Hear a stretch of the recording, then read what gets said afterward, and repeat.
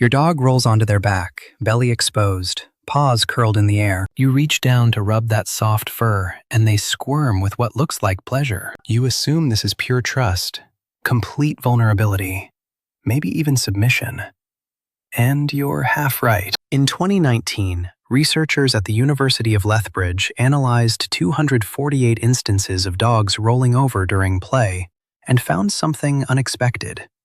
Only 31% of these rollovers correlated with submissive behavior. The rest served entirely different functions, including tactical repositioning during play and active solicitation of specific types of touch. What you're seeing isn't always trust. Sometimes it's strategy.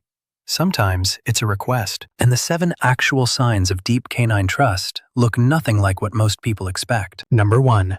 The 3-second stare you keep interrupting. When your dog holds eye contact with you for longer than 3 seconds, you probably look away, uncomfortable with the intensity.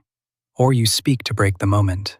Stop doing that. A 2015 study by Takefumi Kikusui at Azabu University measured oxytocin levels in both dogs and owners during mutual gazing. Dogs who maintained eye contact with their owners for extended periods showed a 130% increase in oxytocin, the bonding hormone. Their owners showed a 300% increase. But here's what makes this trust rather than simple affection.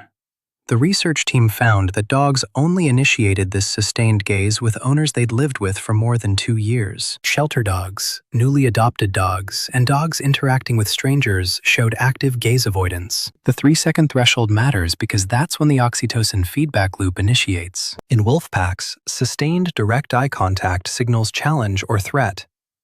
Dogs evolved past this, but only with humans they trust completely. The stare is vulnerable.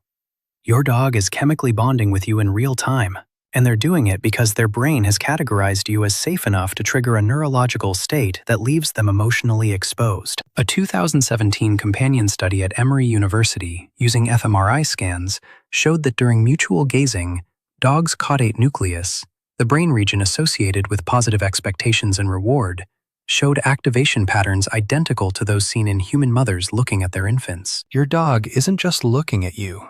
They're experiencing a neurological state of attachment that makes them vulnerable to your responses. Number 2. The strange sleeping position no one talks about. If your dog sleeps with their back pressed against you, facing away, you might feel slightly rejected. This is backward. In 2016, veterinary behaviorists at the University of Helsinki tracked sleep positions in 1,043 dogs over 6 months. Using owner-reported data and video monitoring. Dogs who slept facing away from their owners but maintaining physical contact showed 23% fewer stress-related behaviors during the day compared to dogs who slept facing their owners or without contact. The mechanism is positional trust. When a dog faces away while maintaining touch, they're assigning you guard duty. They trust you to watch their vulnerable front while they monitor the space behind them. Wolves and wild canids never sleep facing the same direction in groups.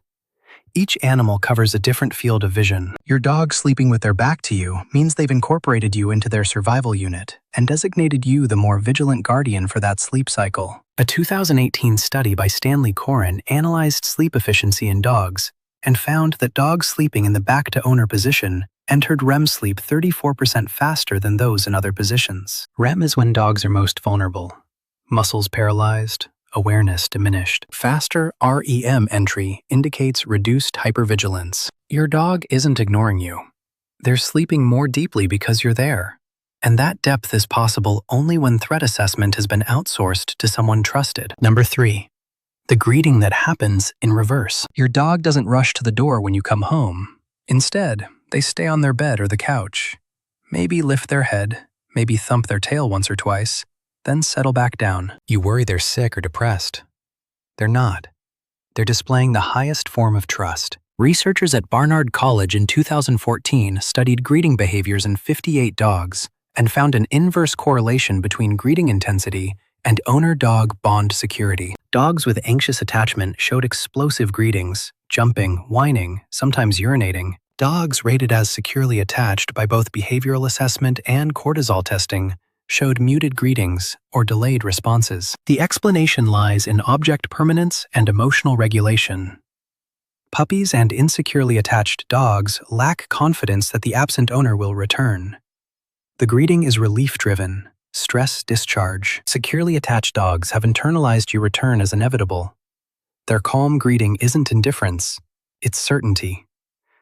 A 2017 study at the University of Veterinary Medicine, Vienna, measured cortisol in dog saliva before, during, and after owner departures and returns. Securely attached dogs showed minimal cortisol spikes during absence and rapid baseline return after reunion. Anxiously attached dogs showed sustained elevation. The muted greeting correlates with lower separation stress overall. Your dog, who barely gets up when you come home, trusts your return so completely that your absence doesn't trigger a stress response requiring emotional discharge. They knew you were coming back. Number 4. The vulnerability position during conflict. When you scold your dog, they don't cower or run. They stand still, ears slightly back, eyes soft, and lean their body weight into you. This is not appeasement.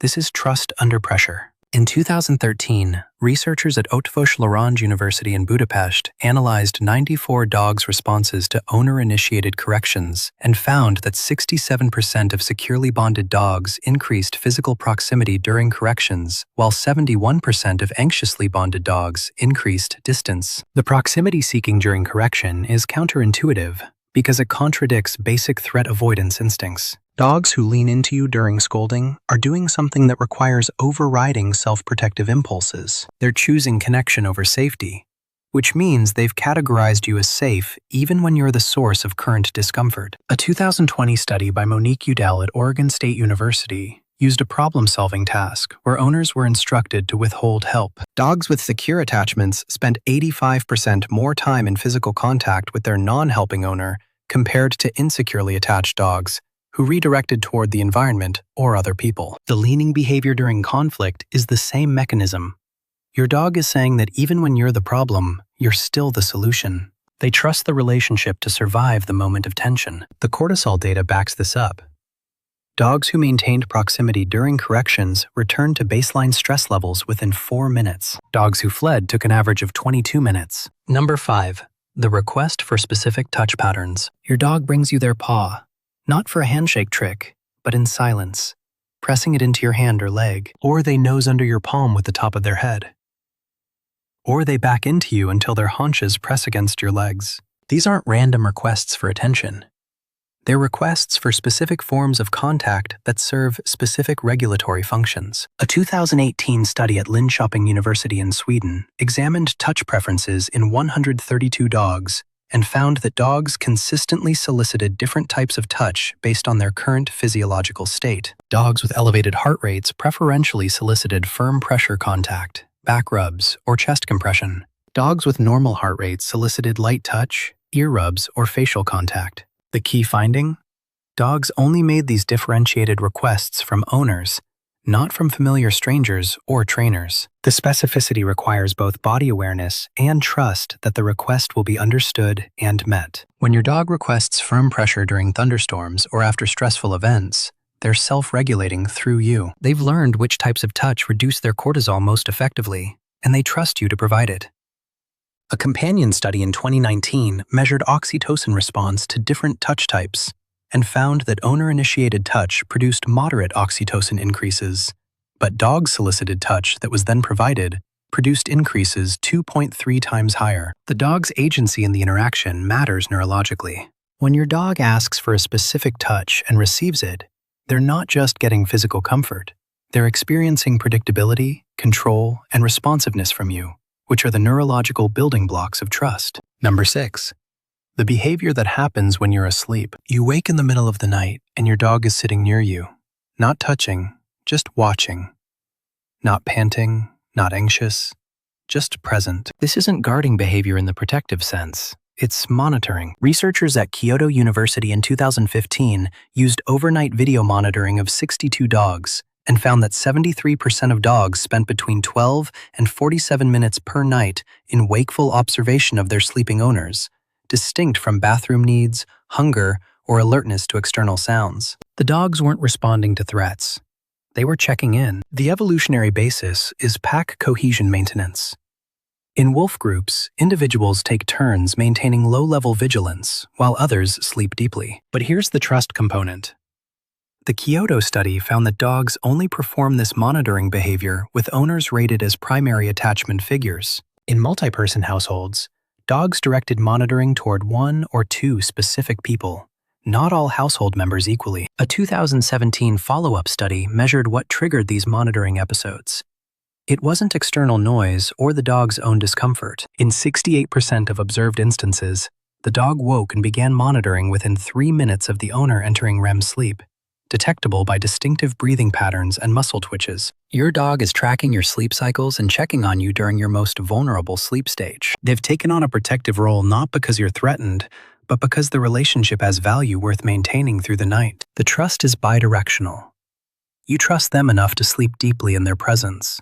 They trust the relationship enough to sacrifice sleep to monitor yours. These 7 behaviors form a pattern that has nothing to do with obedience and everything to do with nervous system regulation. Your dog isn't trying to please you.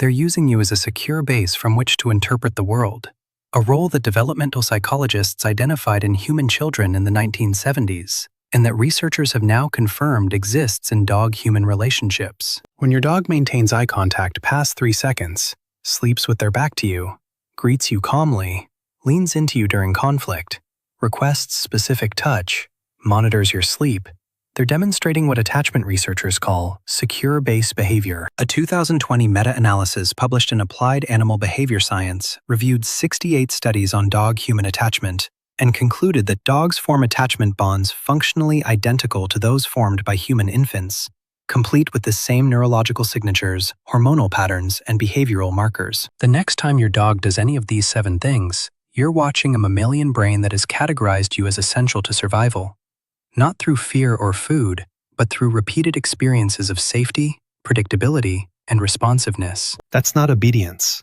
that's attachment.